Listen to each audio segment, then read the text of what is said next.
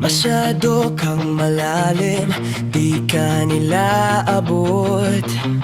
Pilit kang pinaplit, pinipigas sa malikot na kahon.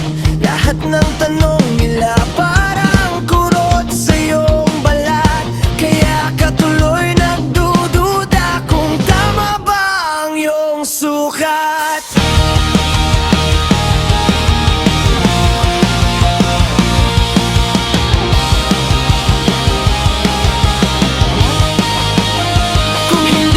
Kailangang palitin ang sarili mo para magkasya sa lit ng pananaw nila.